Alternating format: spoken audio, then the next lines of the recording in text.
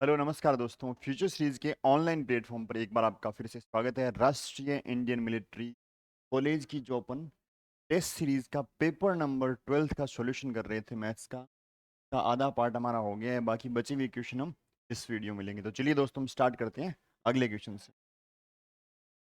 N alloy is made by mixing metal A costing Rs 2000 per kilogram and metal B costing Rs 400 per kilogram in the ratio A ratio B is equals to 3 ratio 1. What is the cost of the 8 kilogram of this alloy? दो अलग अलग metal दे रखे ए और B, इनको mix किया है और जिनका रेशियो आपको गिवन है। अब पूछा कि जो अलॉय बनेगा, आपका जो नया अलॉय बनेगा, उसके 8 किलोग्राम की रेट क्या होगी।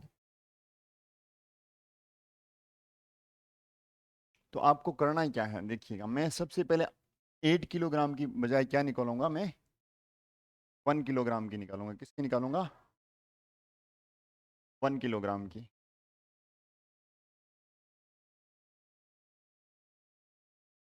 कॉस्ट ऑफ 1 kg अलॉय, ये क्या आएगा?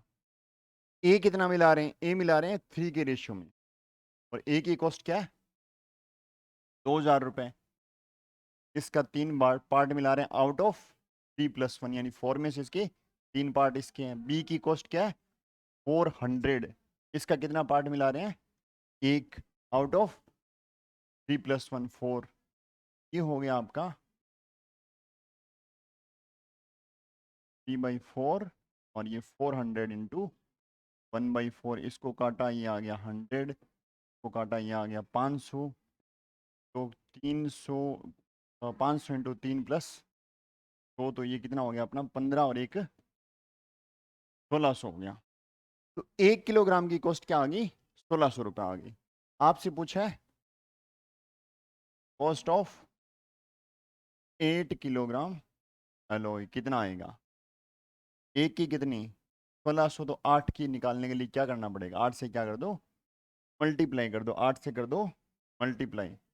8 से मल्टीप्लाई करोगे तो 12,800 आ जाएगा। क्या आ जाएगा? 12,800। तो इसके 8 किलोग्राम की कॉस्ट कितनी है? 12,800। चलिए नेक्स्ट क्वेश्चन देखते हैं। If a cube minus b cube, ये दे रखा है ए माइनस बी आपको गिवन है। आपसे पूछे ए प्लस बी का whole square minus a b क्या आएगा। तो इसमें आप देखिए कि a cube minus b cube का फॉर्मूला लगाइए। A cube minus b cube क्या होता है? A minus a square plus b square plus, ये फॉर्मूला होता है। चलिए, ये फॉर्मूला होता है। इसमें मेरे को ये चीज़ मालूम है, मेरे को ये मालूम है, ये कहीं क्वेश्चन में दिख नहीं रही मेरे को, बट ये गिवन है। ये क्या है, इसको मैं थोड़ा सा देख लेता हूँ। ए प्लस बी का whole square minus a b को मैं फॉर्मूला लगाता हूँ। ये क्या हो जाएगा? A square plus b square plus 2ab minus a b. ये क्या बन जाएगा? A square plus b square plus a b बन जाएगा। ये और ये सेम है, तो क्या मैं इसकी जगह ये लिख सकता हूँ? बिल्कुल लिख सकता हूँ। तो मैं ये कह सकता हूँ a square plus b square plus a b is equals to a plus b का होल स्क्वायर माइनस ए। तो इस फॉर्मूले में ये लिख देता हूँ, a cube minus b cube is equals to a minus b, और इसको मैं रिप्लेस कर देता हूँ ए प्लस बी का whole square minus a b से। ठीक है जी, इन दोनों की वैल्यू गिवन है, रख दीजिएगा। 1603 और ये 7, ये ए प्लस बी का whole square minus a plus b का whole square minus a b की वैल्यू क्या आएगी? 1603 डिवाइडेड बाई 7, 2 बार, फिर 2, फिर 9। तो 229 इसका क्या आ जाएगा? आंसर। 229 इसका क्या आ जाएगा? आंसर आ जाएगा। नेक्स्ट क्वेश्चन आप देखिएगा। नेक्स्ट क्वेश्चन आपको दे रखा है,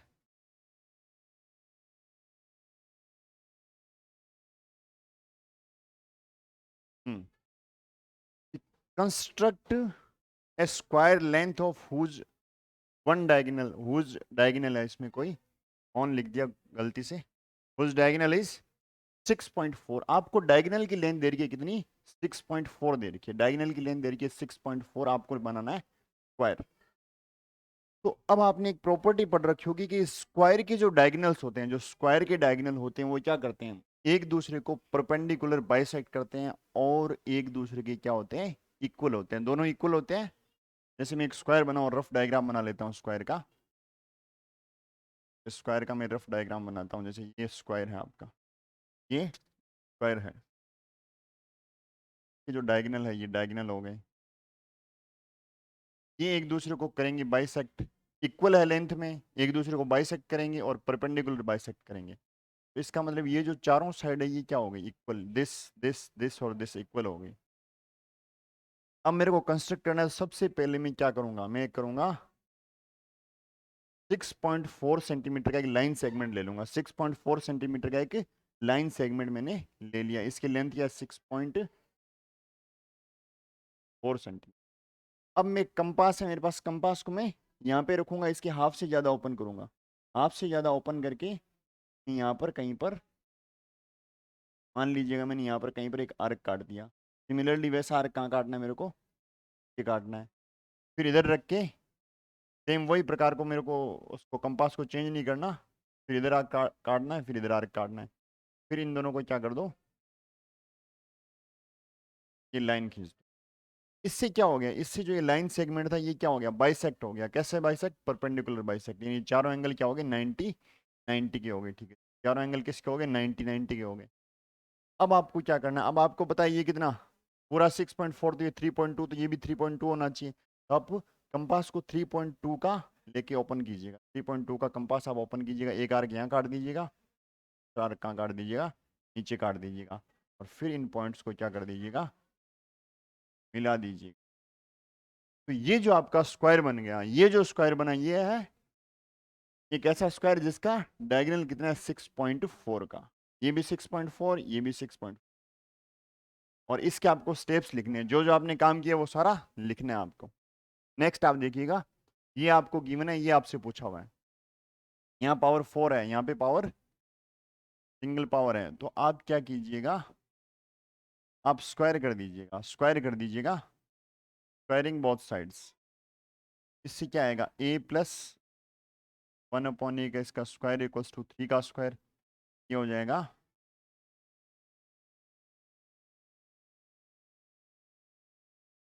a square plus 1/a square, A square और इसको b मान लेता हूँ, a square plus b square minus 2a into b बराबर 9, ए से ए कैंसिल आउट, ए स्क्वायर प्लस 1/a स्क्वायर क्या आ गया, 9 माइनस 2 सामने चला जाएगा, तो ए स्क्वायर प्लस 1/a क्या आ गया, 1/a स्क्वायर क्या आ गया, 7 आ गया। यहाँ स्क्वायर वाला बन गया बट पावर 4 है, तो दोबारा क्या कीजिए, a square plus 1/a square is equal to 7, इसका वापस से क्या कर दीजिए, स्क्वायरिंग बोथ द साइड्स। अब देखिएगा, ए का स्क्वायर ए की जगह ये है, प्लस में बी का स्क्वायर प्लस में 2a into b is equals to कितना, 49। ये कैंसिल आउट हो गया, ये a की पावर 4 हो गया, ये 1/a की पावर 4 हो गया, प्लस में 2 इज इक्वल्स टू 49, a की पावर 4 प्लस 1/a की power 4 is equals to 49 minus 2, यानी a to the power 4 plus 1/a to the power 4 is equals to 47। ये आपका क्या आ गया, ये आंसर आ गया, ये आपका आंसर आ गया। बहुत इजी सवाल था, ऐसे सवाल आते हैं, एक दो सवाल आपके मिल जाएंगे। Find the value of the letters in each of the following and give the reasons for the steps. इनमें लेटर्स की वैल्यू क्या है और आपको इनका रीजन देना है कि इनका रीजन क्या है। तो चलिए देखिएगा, देखो जब भी आप मल्टीप्लाई करते हो, फॉर एग्जांपल मैं लेता हूँ 43 लेता हूँ, 43 को मान लो आप करो 12 से मल्टीप्लाई, इससे मैंने मल्टीप्लाई किया, ये आया 6, ये आ गया अपना मेरा 8, 3 और ये 4। अब आपने देखा यहाँ नीचे क्रॉस मार दिया, तो ये 6 है जो इसका, यहाँ नीचे 6 का 6 है, तो ये वाला 6 किससे डिसाइड हुआ है, सिर्फ इन दो लेटर से डिसाइड होता है। मेरे को पता है यूनिट डिजिट, यानी रिजल्ट का यूनिट डिजिट मल्टीप्लिकेशन में जो नंबर्स है आपके उनके यूनिट डिजिट से डिसाइड होता है। तो इसका मतलब ये बी है, ये सिर्फ और सिर्फ इन पे डिपेंड कर रहा है, यानी मल्टीप्लाई करके मेरे पास यूनिट डिजिट क्या आना चाहिए, आ जाना चाहिए। तो मैं देखता हूँ 0 × 0 क्या होता है, 0 होता है जी। 1 × 1 क्या होता है जी, 1 होता है। 2 × 2 क्या होता है, 4 होता है। 3 × 3 क्या होता है, 9 होता है। 4 × 4 क्या होता है, 3 होता है। 5 × 5 क्या होता है, 25 होता है। 6 × क्या होता है, 36 होता है। 7 × 7 49 होता है। 8 × 8 4 होता है। 9 × 9 81 होता है। अब देखिएगा बी बी बी, यानी 0 0 0 या 1 1 1, 2 2 2 नहीं आ रहा, इसको काट दीजिए। 3 3 3 नहीं आ रहा, इसको काट दीजिएगा। 4 4 4 नहीं आ रहा, इसको भी काट दीजिएगा। 5 5 5 आ रहा है, ये हो सकता है, ये हो सकता है, ये भी हो सकता है। 6 6 6 आ रहा है, तो ये भी बी की वैल्यू हो सकती है। मैं बी की वैल्यू निकाल रहा हूँ। 7 7 7 नहीं आ रहा, ये काट दीजिएगा। 8 8 8 नहीं आ रहा, 9 9 9 नहीं आ रहा। तो बी क्या हो सकता है, possible values of b is equal to 0 1 5 और 6। तो मेरे को ये पता चल गया बी की वैल्यू या तो 0 हो सकती है, या 1 हो सकती है, क्या हो सकती है, 5 या 5 या 6 हो सकती है। अब थोड़ा सा अपन आगे बढ़ते हैं। ये 2 डिजिट का नंबर है, सेम ही नंबर है, ये किसी का स्क्वायर हो रहा है। देखो ए बी, तो किसी का स्क्वायर होके क्या आ रहा है, एक 3 डिजिट का नंबर आ रहा है। तो मैं यहाँ पे चेक करता हूँ, क्या चेक करता हूँ मैंने, 10 का स्क्वायर किया, क्या आया, 100। 20 × 20 क्या आया, 200। 13 × 30 क्या क्या आया, 900। 14 × 40 किया, क्या आया, 1600। यानी 40 से ऊपर यहाँ कितने डिजिट थे, 3 थे, यहाँ 3 थे, यहाँ 3 थे, यहाँ कितने आ गए, 4। और मेरा आंसर क्या है, 3 डिजिट का। यानी 40 से बड़ा नंबर तो नहीं है, नंबर 40 से क्या है, छोटा है, नंबर 40 से छोटा है। 40 से जो भी नंबर छोटा होगा उसमें यूनिट डिजिट या तो 1 होगा, या 2 होगा, या 3 होगा। 0 नहीं हो सकता, 0 से क्या सिंगल डिजिट रह जाएगा, 0 नहीं होगा। ए की वैल्यू 0 नहीं हो सकती, क्योंकि इधर वाले नंबर की वैल्यू 0 नहीं होगी। तो अब मेरे को पता हो सकता है, पता चल गया कि possible values of a is equal to कितनी, 1 2 और 3। चलो यहाँ तो 1 2 और 3 अपन मान लेते हैं, बट अब थोड़ा सा आगे और बढ़ते हैं। यहाँ ए, यहाँ जो आ रहा है ये भी ए आना चाहिए, ऐसा देखते हैं। अब आपने देखा 1 1 वाले में 1 आ रहा है, जैसे आपने 2 ले लिया, 2 2, ये 400 आ गया था, यहाँ कितना आ गया था, 400। तो यहाँ पे ये बढ़ गया 2 वाला आते ही, 3 वाले में या 9 आ जाएगा। तो एक ही पॉसिबिलिटी है कि ए की वैल्यू 2 और 3 नहीं होगी। तो ए की जो पॉसिबल वैल्यू वो क्या है, ए इज इक्वल्स टू 1 आ गया। 2 और 3 होते हैं, यहाँ क्या हो जाएगा, 4 हो जाएगा। यहाँ देखो, यहाँ 3 3, तो यहाँ 3 आना चाहिए, क्योंकि यहाँ ए तो यहाँ ए है, तो ए की पॉसिबल वैल्यू वो है 1। ए की वैल्यू मेरे पास क्या आ गई, 1 आ गई। अब बी बच गया मेरा 0 1 5 और 6। 0 1 5 और 6 बच। तो चलिएगा अपन देखते हैं आगे। अब मेरा जो नंबर है वो क्या हो सकता है, वो हो सकता है 10 × 10 हो सकता है। 10 × 10 करता हूँ तो क्या आता है, 2 आता है, बिल्कुल आता है जी। ए तो मेरा 1 है, बी इनमें से सारे हो सकते हैं। 11 × 11 करता हूँ, क्या आता है, 121 आता है। फिर यहाँ पे लेता हूँ 5, बी की वैल्यू में लेता हूँ 15 × 15 करता हूँ। 15 × 15 कितना होता है, 2 2 5। अब यहाँ पे देखिएगा, आप जाओगे तो 1 1 1 आ रहा है, 1 1 1 आ रहा है, यहाँ 1 1 2 आ रहा है। यानी 15 से ऊपर वाले नंबर पे तो ये नंबर ही क्या आ जाएगा, 2 आ जाएगा। इससे बड़ा मैं कोई भी नंबर लूंगा तो ये यहाँ क्या रहेगा, 2 या 2 से बड़ा नंबर आने वाला है। तो ये इसका आंसर नहीं है। तो 16 वाला भी इसका आंसर नहीं होगा, उसमें भी क्या आएगा, यहाँ 2 आएगा। 16 वाला भी इसका आंसर नहीं होगा। क्लियर है ये बात, क्यों यहाँ पे 2 आ गया, मेरे को यहाँ क्या चाहिए था, 1 चाहिए था। तो अब या तो आंसर ये हो सकता है, या आंसर ये हो सकता है। इन दोनों में से कोई भी आंसर हो सकता है। तो इनमें से कोई भी आंसर हो सकता है। तो मेरे पास 2 पॉसिबिलिटी है कि ए मेरा 1, बी कितना जीरो, बी जीरो, तो ये बीच वाला नंबर क्या है, ये सी है, तो यहाँ सी भी क्या है, जीरो। एक तो ये पॉसिबल वैल्यू हो सकती है, दूसरी ए बराबर वन, बी बराबर बी कितना, वन, तो सी कितना आ रहा है मेरा, सी आ रहा है। तो या तो ये आंसर है या फिर ये आंसर है, इन दोनों में से कोई भी आंसर हो सकता है। ए की वैल्यू, ए बी सी की वैल्यू ये हो सकती है। ए वन बी जीरो सी जीरो हो सकता है, और ए वन बी वन और सी टू हो सकता है। चलिएगा next question, the missing number in the sequence is, इसमें से जो मिसिंग नंबर है वो क्या है। तो आपके पास क्या है, 5 है, 6 है, 15 है, यहाँ पर मेरे को नंबर मालूम नहीं है, 89 है, 170 है, और 91 है। डिफरेंस निकालिएगा सबसे पहले। कुछ सीक्वेंस मेरे को लग नहीं रही देख के, तो मैंने क्या निकाल लिया, डिफरेंस। ये 1 का डिफरेंस, ये 9 का डिफरेंस, ये डिफरेंस मैं निकाल नहीं सकता, तो छोड़ दिया। ये वाला डिफरेंस भी मैं निकाल नहीं सकता, इसको छोड़ दिया। ये डिफरेंस देखो 70, ये 11, ये तो 81 का हो गया। और ये वाला डिफरेंस 170, 270, 100, यानी 221 का हो। कितने का हो, 200, 121।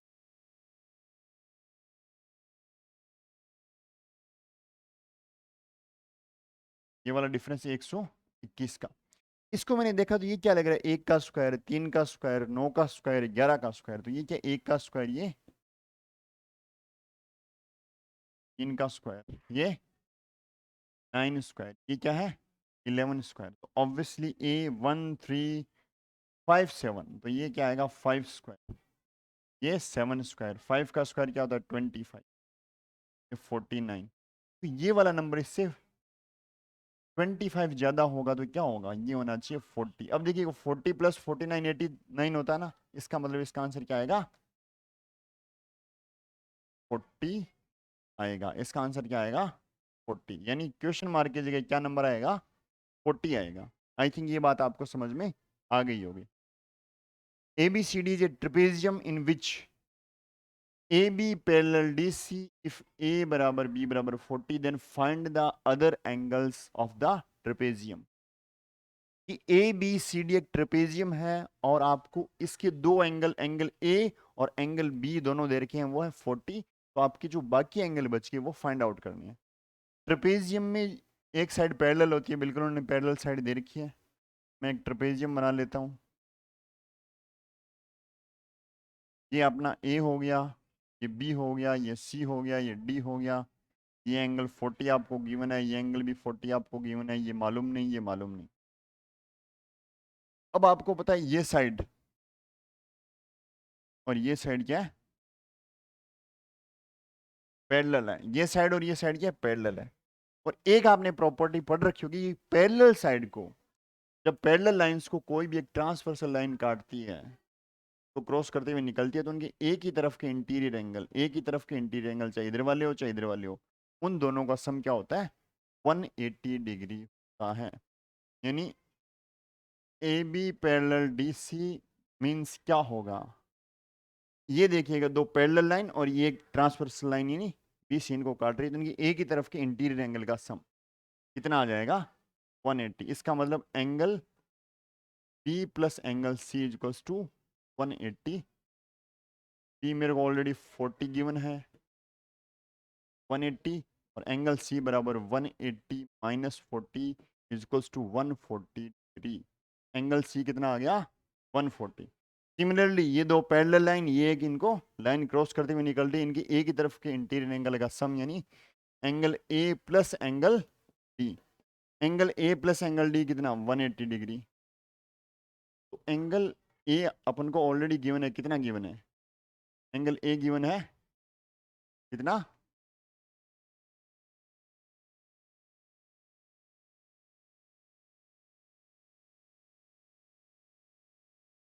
40 गिवन है।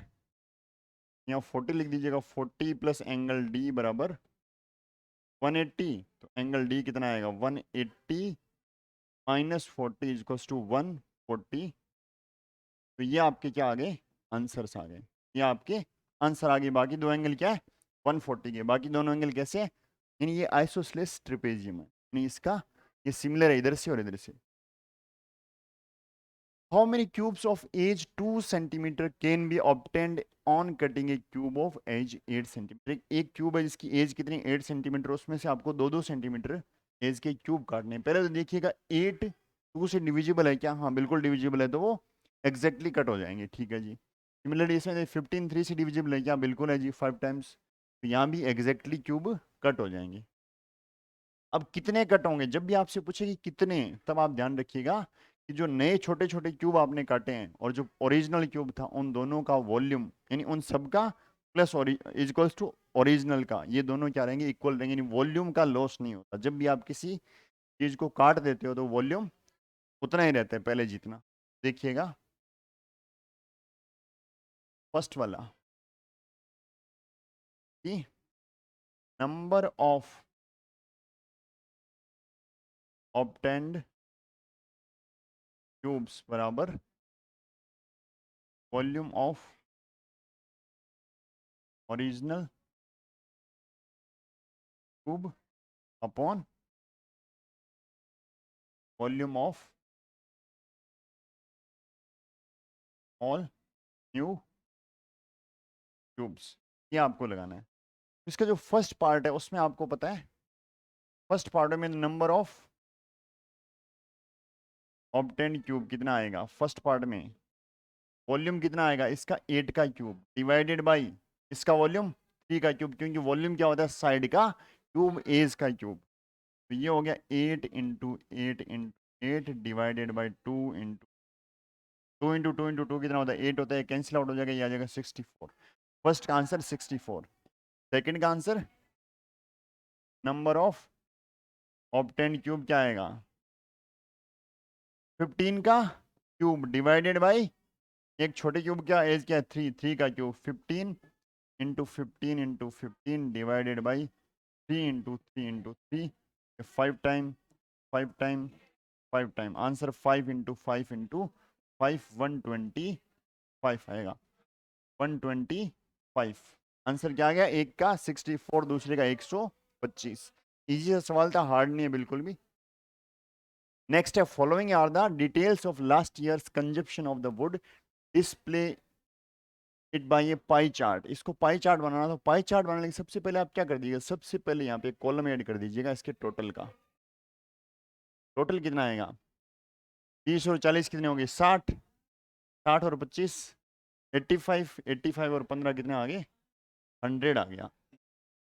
अब आप इनका क्या एंगल फाइंड आउट कर दीजिएगा। आपको पता है पाई चार्ट में पूरे पाई का एंगल कितना होता है, एक सर्किल का एंगल कितना होता है, 360, 360। तो इसका यदि मैं एंगल फाइंड आउट करूंगा तो क्या आएगा, 20 अपॉन टोटल इंटू 360, ये 5 बार कटेगा, ये आ जाएगा 72 डिग्री, ठीक है जी। ये 40 डिवाइडेड बाई 100, ये देखो जस्ट इससे डबल है तो आंसर भी क्या आएगा, डबल यानी 144 डिग्री। ये 25 अपॉन 100 इंटू 360, ये 4 बार कटेगा और ये आ जाएगा 90 डिग्री, और ये 15 डिवाइडेड बाई 100 इंटू 360, 0 से 0 कट गया, ये 5 से कटा 3 बार, ये 5 से कटा 2 बार, ये 18 आ गया, 18 तिया 54 यानी 54। मेरे पास सारे एंगल आ गए, एक 72 है, एक 144 डिग्री, एक 90, एक 7, एक 54 है। अब मैं इससे पाई चार्ट बना सकता हूँ। देखिएगा 144 ये इसका सेंटर है, ये 90 होता है, ये 180 होता है। 90 और 180 के लगभग क्या है, ये थोड़ा सा बीच में सी है, 90 और 180 के लगभग क्या है, ये बीच में सी, ये लगभग यहाँ आ जाएगा, ये लगभग यहाँ आ जाएगा, ठीक है जी। ये आ गया 144 का, फिर 90 का, ये रहा जी 90 का, ये 144, ये 90, फिर 72 रह गया और 54 रह गया, ये रह गया मेरा 72 54। इन सब का नाम लिख दो, ये क्या है, ये बीम्स है, और ये 90 वाला क्या था, 90 डिग्री वाला क्या था, ये था पेपर इंडस्ट्री, और 72 वाला क्या था, फायरवुड, ये क्या था, ये अदर। ये एंगल आपको एग्जैक्ट बनानी है एग्जाम में, इस बात का ध्यान रखिएगा। नेक्स्ट देखिए, Sarla borrowed a certain sum from Mohan for 2 years at a fixed rate of simple interest. Sarla ने किसी से सिंपल इंटरेस्ट पे 2 साल के लिए कुछ पैसा उधार लिया, कितना लिया पता नहीं। He lent this sum to Hari at the same rate but compounded annually.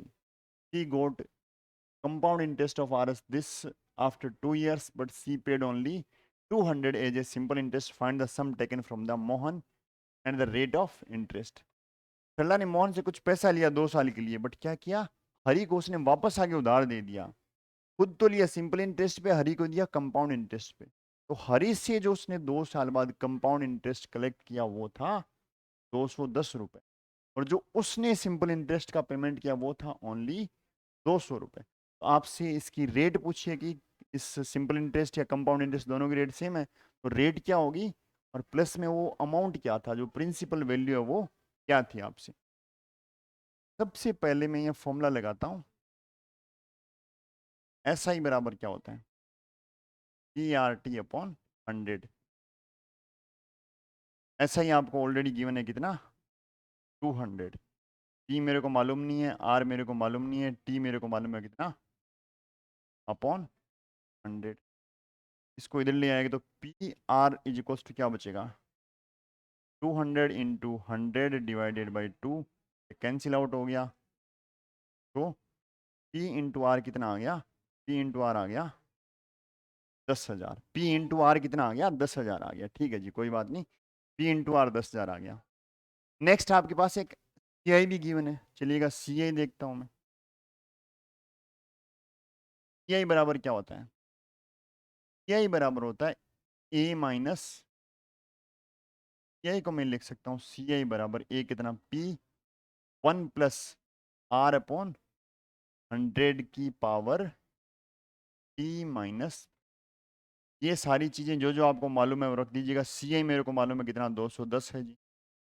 P मेरे को मालूम नहीं है, 1 प्लस आर मालूम नहीं है, अपॉन 100 इसका स्क्वायर माइनस पी कर दिया। ठीक है बिल्कुल।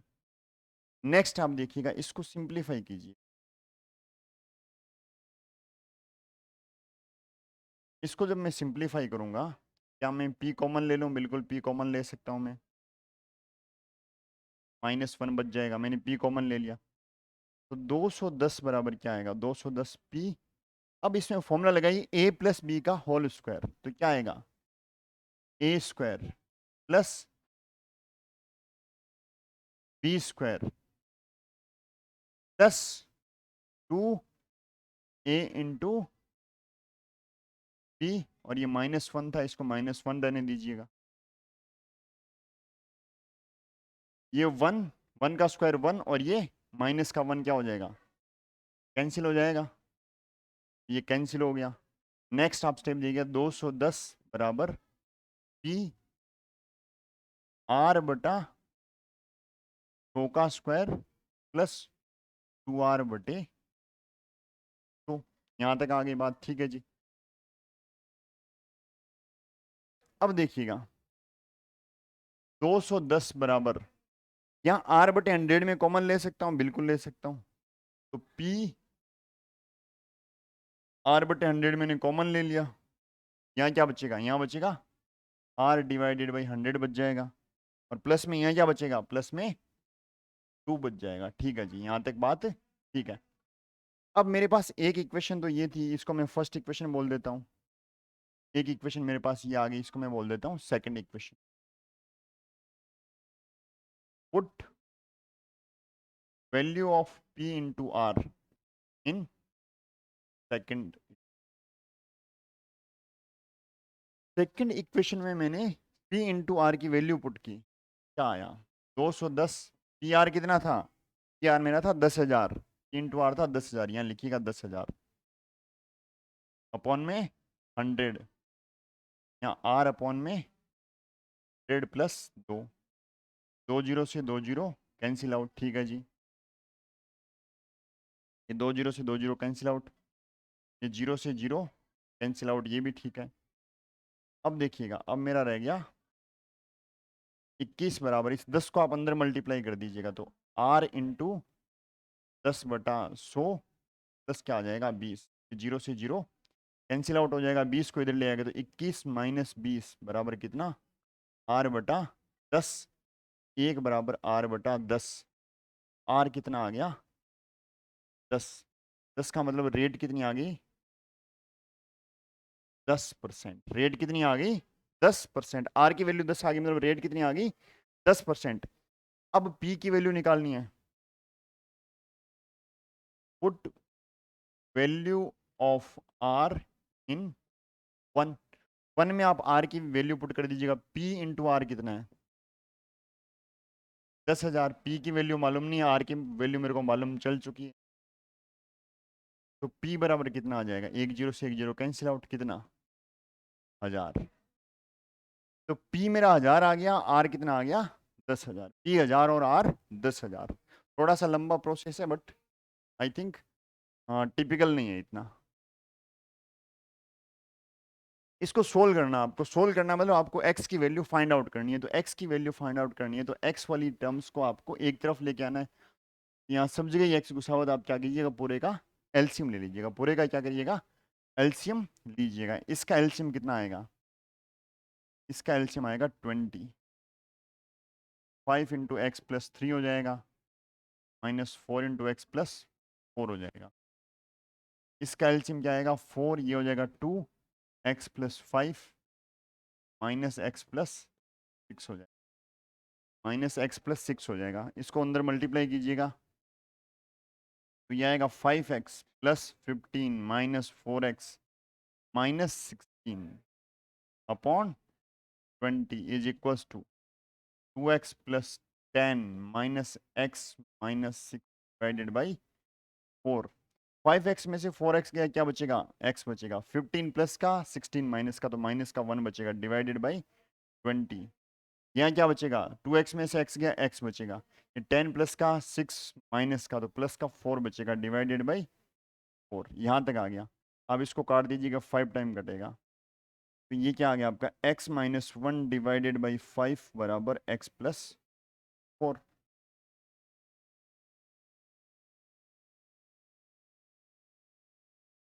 मेरे पास आ गया x माइनस 1 डिवाइडेड बाई 5 बराबर x प्लस 4 आ गया, क्रॉस मल्टीप्लाई कर दीजिएगा, x माइनस 1 बराबर 5x प्लस 20, x को एक तरफ ले जाइएगा, ये आ गया -1 minus 20 is equals to 5x minus x, यानी -21 बराबर 4x, मीन्स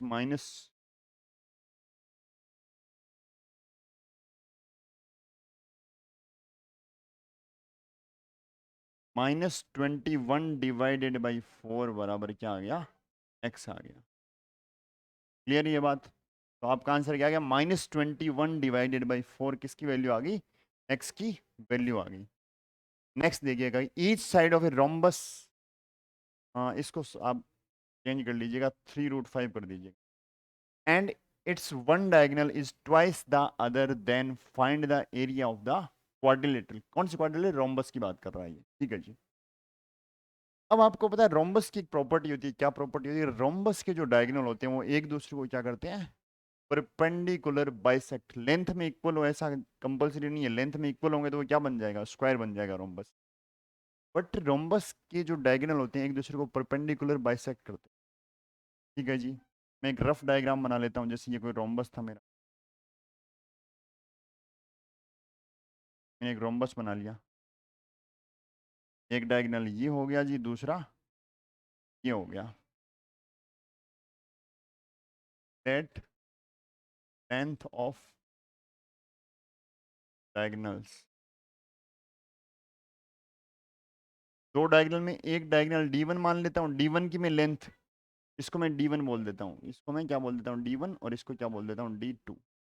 मैं लेंथ x मान सकता हूँ इसकी, बट मैं x नहीं मान के 2x मानूंगा, क्यों मानूंगा, क्योंकि ये भी मेरा x हो जाएगा, ये भी मेरा x हो जाएगा, क्योंकि ये एक दूसरे को क्या करते हैं परपेंडिकुलर बाइसेक्ट करते हैं। क्या करते हैं, परपेंडिकुलर बाइसेक्ट, मेरी कैलकुलेशन इजी हो जाएगी। ये 2x पूरा 2x हो जाएगा तो ये पूरा 4x होगा, तो ये 2x ये 2x, इसको मैंने 2x मान लिया एंड D2 को मान लिया मैंने 4x।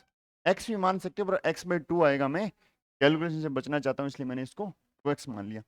ये पूरा आपका D1 2x है, तो ये कितना हो जाएगा, यहाँ से यहाँ तक x, और ये भी क्या हो जाएगा x, और ये पूरा 4x होती है कितना 2x, यहाँ से यहाँ तक ये भी कितना 2x, और आपको साइड दे रखी है 3√5 3√5 3√5 3√5। तो आप कोई सा भी आप ट्राइंगल उठाओगे, सारे कैसे ट्राइंगल है, राइट एंगल ट्राइंगल है, सब में एक एंगल 90 का है, और सब में तीनों साइड एक x है, एक 2x है, एक 3√5 है, सारे ट्राइंगल क्या है, सिमिलर है, तो कोई सा एक उठा लीजिएगा। तो आप पाइथागोरस थ्योरम लगाइएगा। पाइथागोरस थ्योरम से क्या होगा, जो 90 के पास जो दोनों साइड्स हैं उनके स्क्वायर्स का सम इज इक्वल्स टू 90 के सामने वाली साइड के स्क्वायर का सम, यानी एक्स स्क्वायर प्लस 2x का whole square is equals to 3√5 का होल स्क्वायर। ये किया या x square plus 4x square is equals to 3 का स्क्वायर क्या 9 इंटू 5, ये हो जाएगा 5x स्क्वायर बराबर 9 इंटू 5, 5 से 5 कैंसिल आउट, तो एक्स स्क्वायर बराबर क्या आ गया 9, इसका मतलब x बराबर क्या आ गया 3 आ गया। x कितना आ गया 3 आ गया। यदि x 3 आ गया तो d1 कितना आ जाएगा, d1 बराबर 2 इंटू 3 कितना 6, d2 कितना आ जाएगा 4 इंटू 3 कितना 12, d1 आ गया d2 आ गया। आपको पता है रोम्बस का एरिया क्या होता है, एरिया होता है हाफ d1 d2, यानी डायगोनल्स का मल्टीप्लाई कर दो तो हाफ इंटू 6 इंटू 12, ये कटा 3 टाइम्स, क्या आ गया 36 सेंटीमीटर स्क्वायर। तो इसका आंसर आएगा 36 centimetre square, sorry metre square, metre में दे रखा था ना, 36 मीटर स्क्वायर, 36 मीटर स्क्वायर। तो ये आपका आंसर आ गया 36 मीटर स्क्वायर। क्लियर है ये बात, आई थिंक ये बात आपको समझ में आई होगी।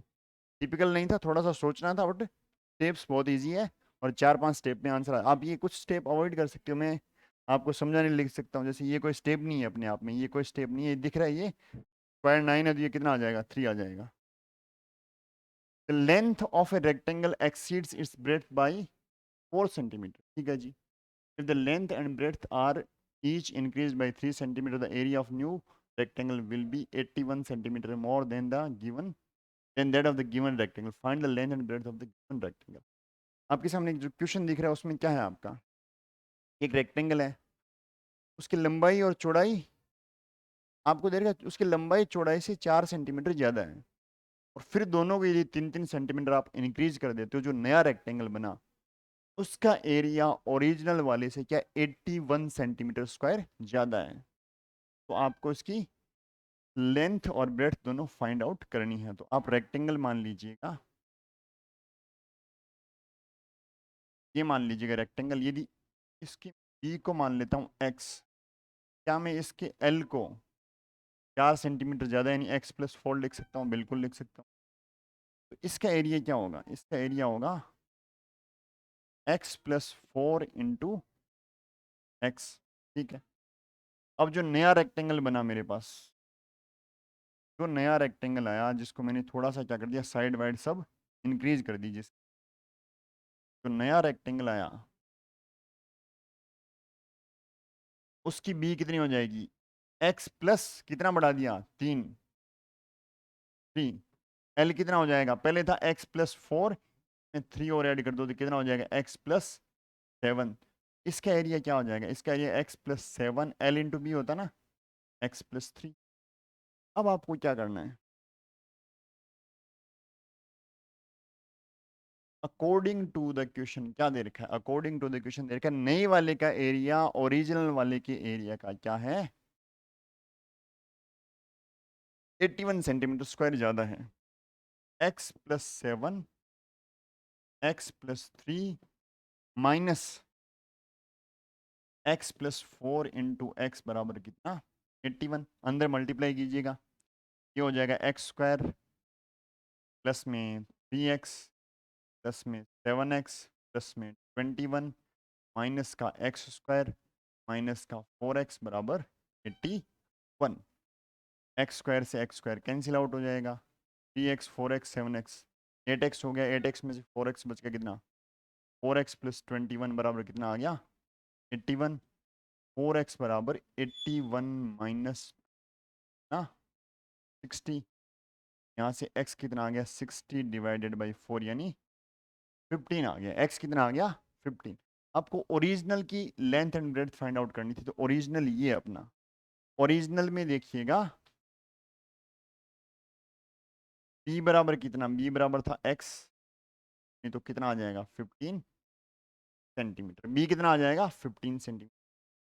l कितना था, l था x प्लस 4, 15 प्लस 4 कितना आ जाएगा 19 सेंटीमीटर। तो ये आपका आंसर आ गया, यानी बी 15 और एल कितनी 19। इजी सा सवाल था बिल्कुल। Following are the maximum temperature on 10 days of July 2001 in a city, draw a graph of the above data. इसका आपको ग्राफ बनाना है इस डेटा का।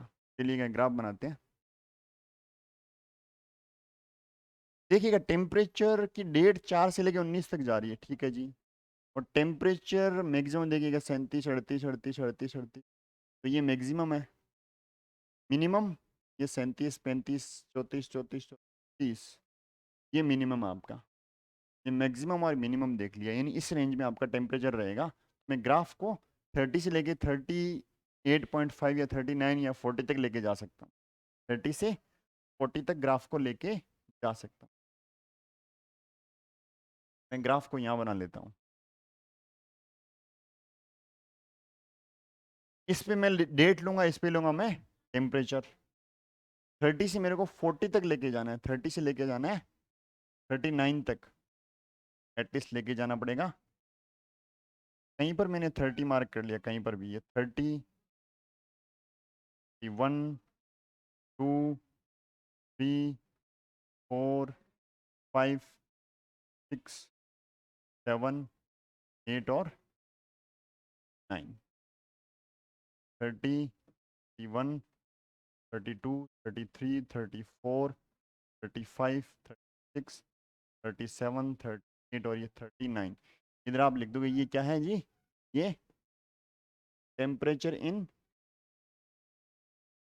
In degree Celsius, in degree Celsius. और इधर क्या आ जाएगी, डेट आ जाएगी। डेट आपको लेनी है 4 से लेके 20 तक। तो मैं एक काम करता हूँ, 5 5 की पेयर बना लेता हूँ। 5 10 15 और ये 20। अब इसको अंदर छोटे कट लगा लेता हूँ, 1 2 3 4 5, फिर 6 7 8 9 10 11 12 पास में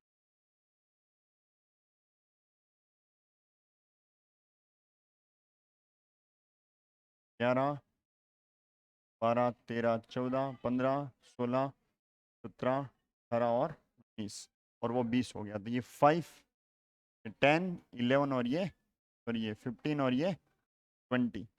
अब आपको क्या करना है, अब आपको फटाफट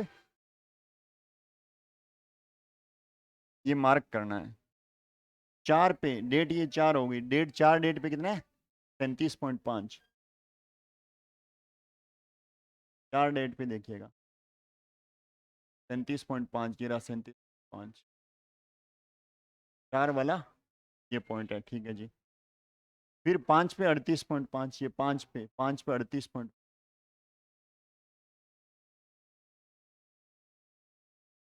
ये डेट 5 होगी, ये 38.5 है जी, ठीक है। 11 पे सीधा 11 पे आ जाएगी, 10 11 11 पे 35.5, फिर 11 पे चलिए, ये वाला पॉइंट आ गया, ठीक है जी। फिर सीधा 12 पे 36.5, जस्ट इससे ऊपर निकल जाइएगा, ये 36.5। फिर 12 पे देखिएगा, 12 पे आ गया ना, 11 12 13 पे 34,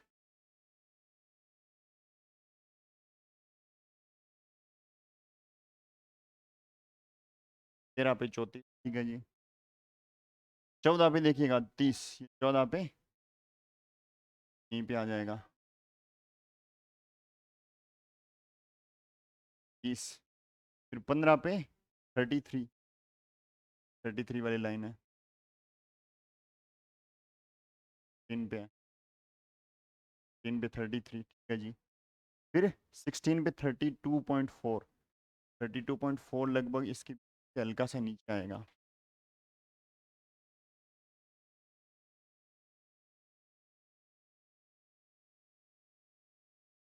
32.4 हो गया जी। फिर 18 पे 16 17 ये 18 आ गया, 18 पे कितना 33, 33.3, 3 पे 32 था क्या, और अपन ने किया, ठीक है। देखिएगा ये 16 17, 16 हो गया, 17 नहीं है, फिर 18 पे करना है अपन को, 18 पे नहीं, ये वाला हो गया 18 पे कितना 33.3, लगभग यहाँ आएगा।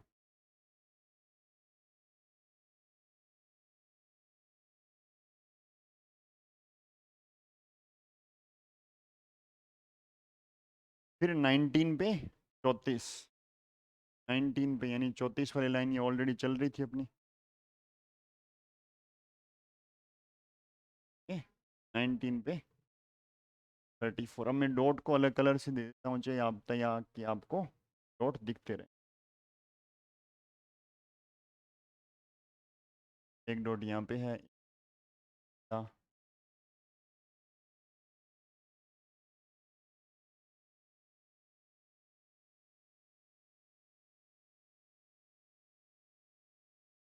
अब आप इनको मिला दीजिएगा, इन डॉट्स को मिला दीजिएगा तो क्या आ जाएगा आपके पास, ग्राफ आ जाएगा आपके पास, क्या आ जाएगा, एक ग्राफ आ जाएगा। इन डॉट्स में मिला देता हूँ, यहाँ से चला 1 2, ये वाला अगला पॉइंट ये, अगला पॉइंट ये है, ये अगला पॉइंट ये, इससे अगला पॉइंट कहाँ है, इससे अगला पॉइंट ये कर दीजिएगा, इससे अगला पॉइंट ये। तो ये आपका ग्राफ बन गया, ये आपका क्या बन गया, ग्राफ, इसमें डेट और टेम्परेचर में। आई थिंक ये बात आपको समझ में आएगी। चलिएगा नेक्स्ट क्वेश्चन, कि a and b can do a piece of work in 12 days, a और बी मिलकर एक काम को 12 दिन में कर सकते हैं।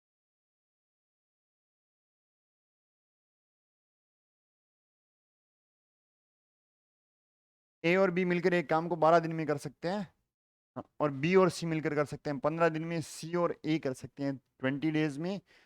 ए बी सी तीनों मिलकर कितने दिन में करेंगे, और अकेला ए, अकेला बी और अकेला सी कितने दिन में करेंगे, ये आपको फाइंड आउट करना है। तो आप देखिएगा कि ए प्लस बी है, जो आपका ए प्लस बी है,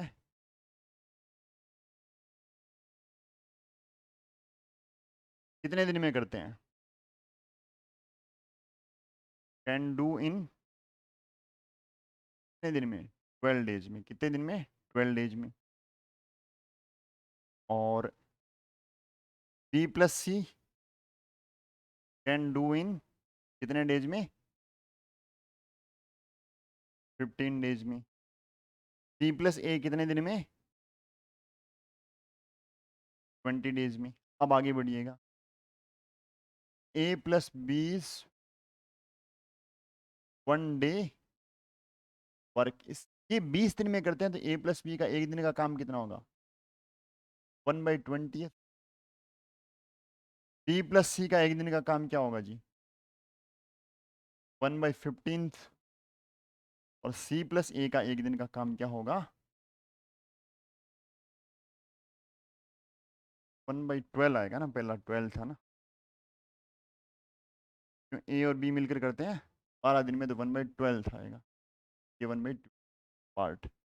अब देखिएगा ये इनका ए प्लस बी का 1 डे का वर्क, बी प्लस सी का 1 डे का वर्क, सी और ए का 1 डे का वर्क आ गया। 1 डे के वर्क को डायरेक्टली आप ऐड कर सकते हैं, यहाँ पे आप ऐड करोगे तो ए कितनी बार है, ए यहाँ पे है, ए यहाँ पे है, कुल मिला के 2 टाइम्स ए प्लस बी प्लस सी, यानी ए प्लस बी प्लस सी यदि डबल डबल हो, ए भी दो बी भी दो सी भी दो, तो ये एक दिन में कितना काम कर पाते हैं, तब ये कर पाते हैं 1/12 plus 1/15 plus 1/20, 2 a + b + c।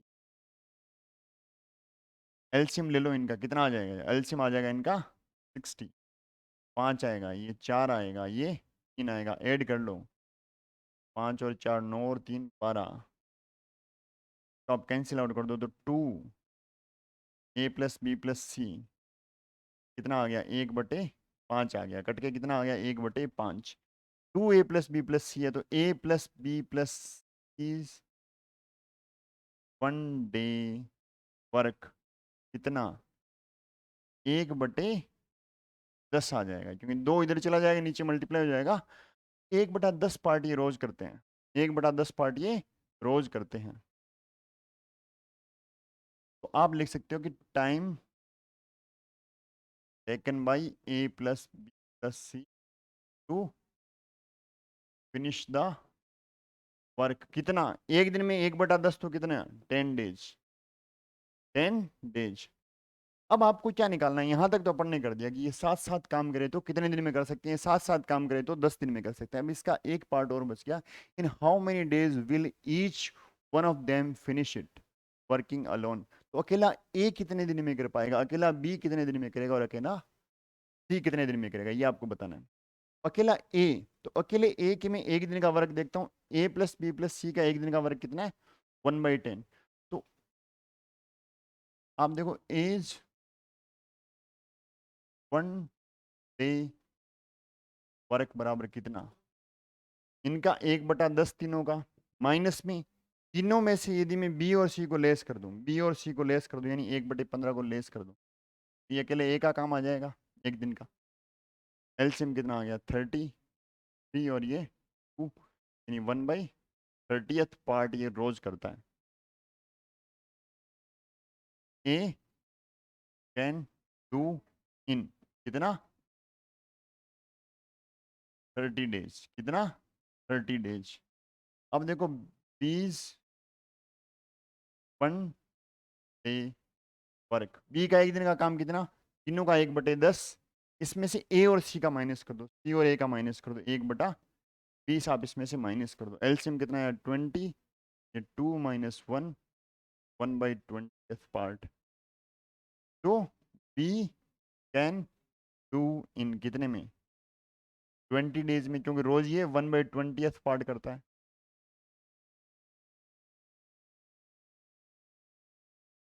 अब सीज 1 डे वर्क, इसका एक दिन का काम कितना है जी, तीनों का काम 1/10, ए और बी का काम 1/12, 1/10 और 1/12 इनका एलसीएम आ गया आपका 60, बिल्कुल 60 आ गया, ये आ गया आपका 6 और ये आ गया आपका 5, 1/60 पार्ट ये रोज करता है। सी एक दिन में 1/60 भाग करता है, तो कितने दिन लगेंगे, 60 दिन लगेंगे। तो सी कैन डू इन 60 डेज। ये आपके आंसर आ गए, कौन कौन से, ये हो गया आंसर, ये हो गया आंसर, ये हो गया आंसर, और ये हो गया आंसर। जो बॉक्स में लिखे हैं वो चारों आपके इस क्वेश्चन के क्या हो गए, आंसर हो गए। थोड़ा सा लंबा है बट ठीक है। नेक्स्ट आप देखिएगा, diameter of A car wheel is 21 centimetre. Car wheel के जो कार का व्हील है उसकी डायमीटर आपको दे रही है 21 सेंटीमीटर, ठीक है। एक car driver moving at a speed of 66 kilometre per hour takes 36 seconds to reach a destination, यानी 68 किलोमीटर प्रति घंटा की स्पीड से चलता है तो 36 सेकंड में वो डेस्टिनेशन पर पहुंच जाता है। तो how many revolution will the wheel make during the journey. सबसे पहले आप ध्यान रखिएगा, जब भी कोई व्हील वाली बात आती है, इसका जैसे ये वाला पॉइंट है, ये जब रिवॉल्व होके पूरा एक राउंड लगाएगा, ये जब पूरा एक राउंड लगा लेता है,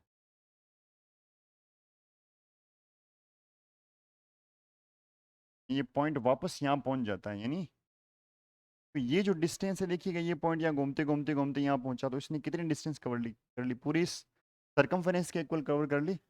ये जो नीचे वाली डिस्टेंस है ये कितनी आएगी, ये आएगी 2πr, यानी इसकी सरकमफेरेंस के।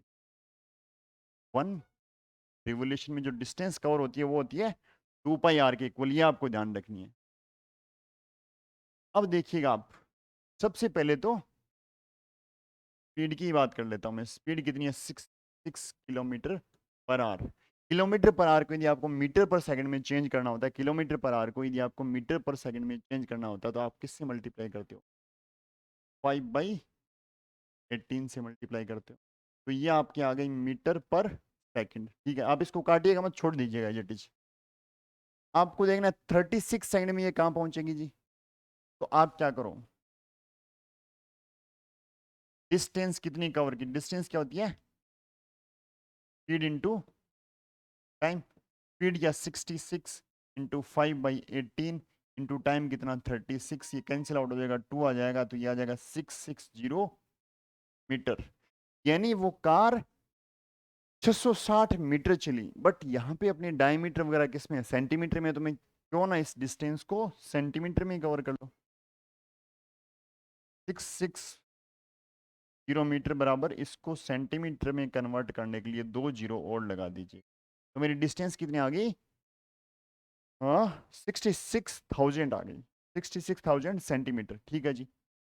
अब क्या करना है? अब करना है जो सरकमफेरेंस है। सरकमफेरेंस क्या होती है? सरकमफेरेंस होती है किसके equal? Distance covered in 1 revolution.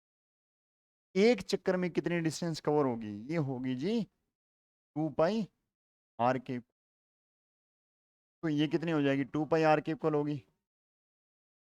2πr कितना होगा? 2 की जगह 2, की जगह 22/7, r की जगह डायमीटर का हाफ यानी 21/2। ये कैंसिल आउट हो जाएगा, इन बार ये आ जाएगा 66 centimetre.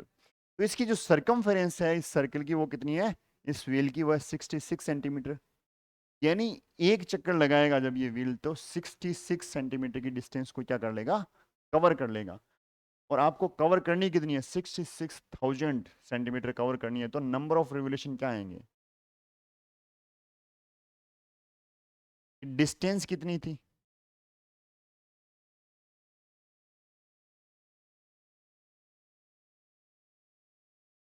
Total distance upon distance covered in 1 revolution, यही आएगा बिल्कुल। टोटल डिस्टेंस थी 66,000 अपॉन 6 बराबर कितना? 1000। ये इसका फाइनल आंसर आ जाएगा। यानी आपको 1000 चक्कर लगाने पड़ेंगे। उस व्हील के कितने चक्कर लगेंगे? 1000 चक्कर लगेंगे। चलिएगा नेक्स्ट देखिएगा आप। चलिएगा, ये आपका पेपर नंबर 12 था जो RIMC टेस्ट सीरीज का, वो कंप्लीट हो चुका है। अगले वीडियो में हम लेंगे पेपर नंबर 30th। तब तक के लिए आप तैयारी करते रहिए लगातार, क्योंकि पेपर आपके नज़दीक है। फिर मिलते हैं अगले वीडियो में। जय हिंद, जय भारत, वंदे मातरम।